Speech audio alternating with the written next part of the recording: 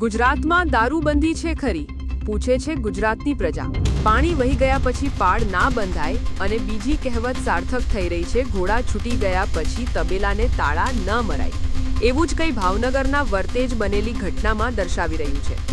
સૌ પ્રથમ તો મોટા નેતા, મંત્રી, સાંસદ, ધારાસભ્ય, પ્રમુખ, ત્યાર પછી આઈપીએસ અધિકારીઓ, જીપીએસ અધિકારીઓ અને તમામ પોલીસ પ્રશાસનને, અને ત્યાર પછી છેલ્લા ગુજરાતની પ્રજાને પણ ખબર છે ગુજરાતમાં દારૂબંધીનો કાયદો ફક્ત અને ફક્ત કાગળ પર અને મોઢા ઉપર છે। દારૂબંધીનો કાયદો હોવા છતાં ગુજરાત રાજ્યમાં આવેલા દરેક શહેરમાં અને ગ્રામ્ય વિસ્તારમાં રોજે રોજ લાખો કરોડોનો પરપ્રાંતિ અંગ્રેજી શરાબ ઝડપાઈ રહ્યો છે, અને બીજી બાજુ ગુજરાતના શહેરોમાં અને ગ્રામ્ય વિસ્તારોમાં સુઆયોજિત ઘુસાડવામાં આવી રહ્યો છે તેની બધાને જ ખબર છે। ગુજરાતમાં દારૂબંધીનો કાયદો હોવા છતાં દારૂ વેચવાનો છે અને દારૂ પીવાય પણ છે એ જગ જાહેર છે। ત્યારે મુદ્દાની વાત કરીએ તો ગુજરાતમાં ચોક્કસ પરપ્રાંતિ અંગ્રેજી શરાબ તો મળે જ છે, પણ એના અંદર કેટલાક તકસાધુ લેભાગુ લોકો આવું તરકટ કરી જાય છે અને કરી પણ રહ્યા છે। અમુક કેટલાક ચોક્કસ વ્યસાની જે દારૂ પીતા હોય એમને પરપ્રાંતિ અંગ્રેજી શરાબની બોટલ ક્વાર્ટર યા હાફ મોંઘા હોય છે એટલે પોચાતા નથી। તેનો ઉપયોગ આવા તકસાધુ લેભાગુ તત્વો પોતે જાતે જ પોતાના ઘરમાં કે આવરું જગ્યા ઉપર આવી રીતે કેમિકલયુક્ત દારૂ બનાવીને એને વિસ્કીની ખાલી બોટલોમાં ભરીને એને સીલ પેક કરી લેબલ લગાડીને સસ્તા ભાવમાં વેચતા હોય છે, અને આના કારણે આવી દુર્ઘટના લઠ્ઠાકાંડ થતો હોય છે।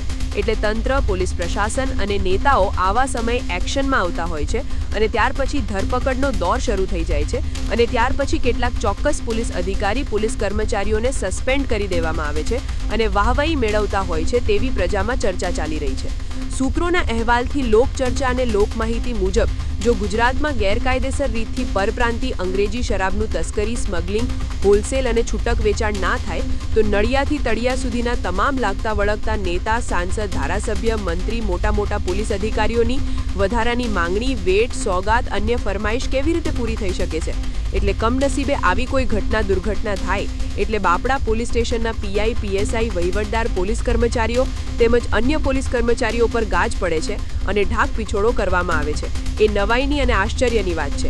એટલે આ દુર્ઘટના લઠ્ઠાકાંડ થયા પછી ભાવનગરના એલસીબી પીઆઈ મયુરધ્વજસિંહ સરવૈયાને સસ્પેન્ડ કરવામાં બેદરકારી બદલ તેમજ વર્તેજના પીઆઈ એસબી પઢેરિયાને પણ સસ્પેન્ડ કરવામાં આવ્યા છે, અને ચોક્કસ 4 પોલીસ કર્મચારીઓને પણ સસ્પેન્ડ કરવામાં આવ્યા છે। ત્યારે મુખ્ય બુટલેગર સહિત 21 લોકો સામે ફરિયાદ કરવામાં આવી છે, અને સૂત્રો દ્વારા પ્રાપ્ત માહિતી મળેલ છે કે 9 જેટલા નકલી કેમિકલયુક્ત ઝેરી રોયલ સ્ટેગ વિસ્કી પીવાથી મૃત્યુ થયેલ છે, અને આ આંક વધવાની શક્યતા છે। 19 થી 20 જેટલા દર્દીઓ સારવાર હેઠળ છે। ભાવનગરના લઠ્ઠાકાંડમાં જેને કેમિકલયુક્ત નકલી ઝેરી રોયલ સ્ટેગ વિસ્કી બનાવી એ જ સૌ પ્રથમ ઝેરના શિકાર બન્યો હતો। નરેન્દ્રસિંહ યાદવ ઉર્ફે ડોક્ટર નકલી દારૂ બનાવનાર સારવાર દરમિયાન મોત થઈ હતી। એટલે જ કહીએ છીએ અમે, કહેવત સાર્થક થઈ રહી છે। ઘોડા છૂટી ગયા પછી તબેલાને તાળા મારવામાં આવી રહ્યા છે, અને પાણી વહી ગયા પછી પાળ બંધાઈ ખરી? અને હવે ડાયપનની દાળ ફૂટી હોય એવી રીતે હવે તાલેબાની ફરમાન ફરમાવવામાં આવી રહ્યો છે તેવું કહેવાઈ રહ્યું છે।